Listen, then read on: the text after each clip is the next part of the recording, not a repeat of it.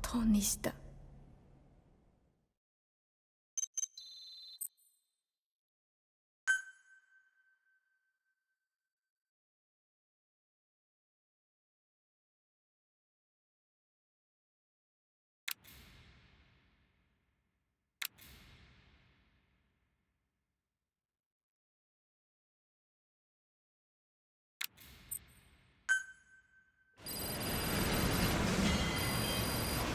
Boss, I've updated the mission list. We've received some new job offers. The details are on your iDroid. Boss, some of the kids we've been keeping here have escaped. We don't know why they ran off, but it may have something to do with Ralph's death. The intel team's looking for them as we speak. I'll add information to your side ops list as it comes in. You need to locate and secure those kids. I'll try to find out what happened.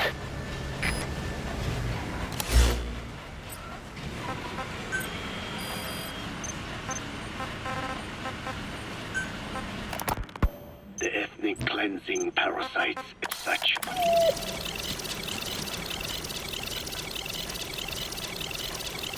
XP2. Activating this transcription factor led to the development of brain function capable of creating sophisticated frequency changes. This was the pinnacle of the vocal cord parasite's prosperity. However, this sophisticated pronunciation control was too useful for man to ignore. Once human sexual activity ceased to be only seasonal, and having lost pigment-based sexual characteristics, distinctive vocalizations became the most effective means for humans to attract mates as well. Combined with logic pathways hardwired into the brain, or universal grammar, it was not long before advanced communication was possible. This was the birth of language. Luckily for man, it was around this time that a particular retrovirus was circulating. While not lethal, it infected not only man, but the vocal cord parasites as well. It is presumed that this virus removed part of the parasite's DNA and reverse transcribed it into man's reproductive cells. It was a vector. Among the genes it transcribed were the ones responsible for the production of language. The vocal cord parasite's vocalization genes were written into the human genome. The parasites were no longer of any use to man now. Man could use his voice as he pleased, when he pleased, hindering the parasite's courtship vocalizations. Having lost their opportunity to reproduce, the parasites died out, leaving behind only the transcribed genes. The vocal cord parasites were once in symbiosis with man. Its genes even became a part of his. Humans and parasites are extremely close. As such, it will be extremely difficult for man's immune system to eliminate the vocal cord parasites.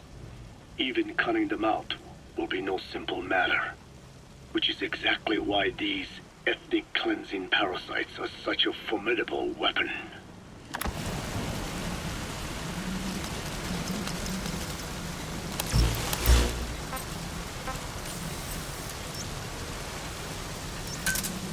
Roger.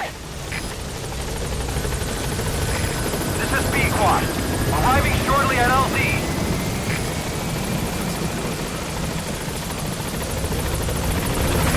This is B-Quad. On station at LZ.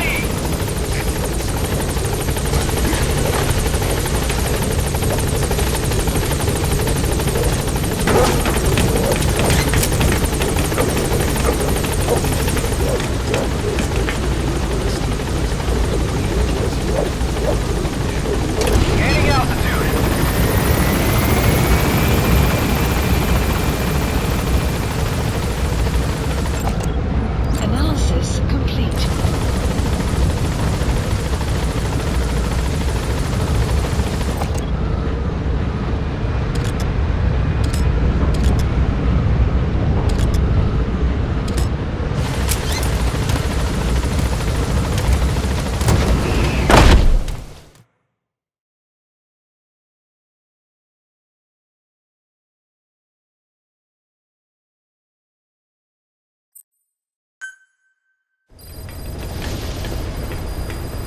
Mission Boss, list I've updated the mission list. We've received some new job offers. The details are on your iDroid. Boss, some of the kids we've been keeping here have escaped. We don't know why they ran off, but it may have something to do with Ralph's death. The intel team's looking for them as we speak. I'll add information to your side ops list as it comes in. You need to locate and secure those kids. I'll try to find out what happened.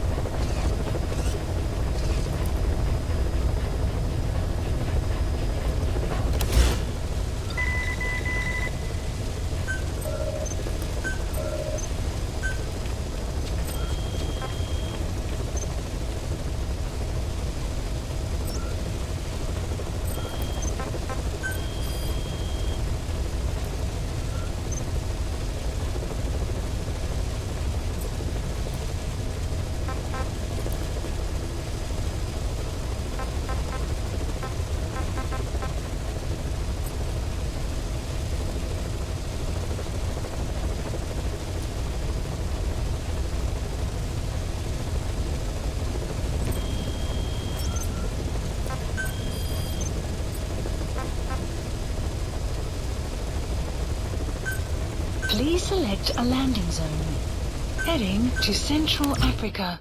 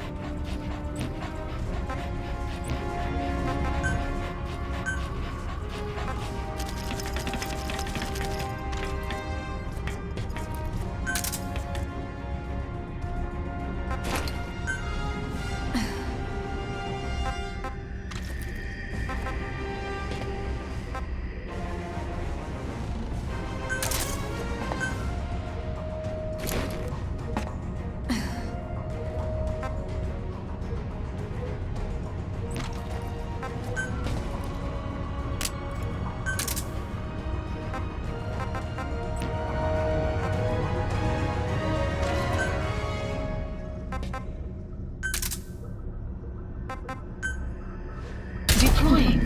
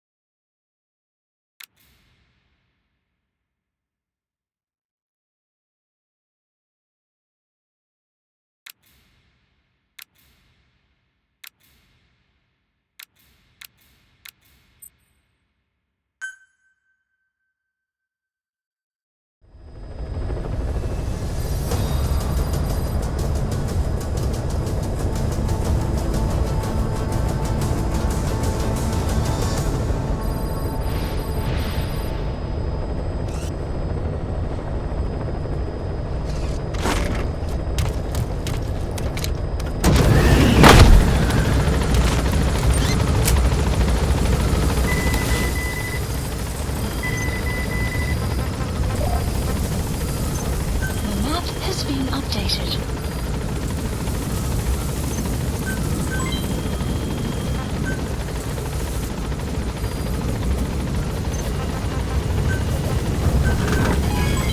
Development project has been added.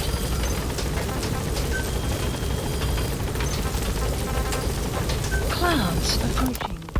The rise of the vocal cord parasites goes back approximately 300 million years to the Permian period.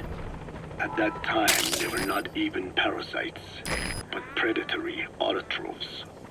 They are believed to have been the common ancestor to the Pentastomida and the Cyclops genus of copepods. However, Earth's environment underwent a violent change at the end of the Permian period. The cause is unclear, but evidence suggests that over 90% of the Earth's organisms at that time died out. The most pronounced threat to the proto-parasites was a severe reduction in oxygen concentration. Supply drop complete. The result was cladogenesis, a splitting that gave birth to a new strain that could parasitize other organisms' respiratory apparatus. This survival tactic helped lower their oxygen consumption, and inhabiting the throat kept them securely in contact with inhaled air.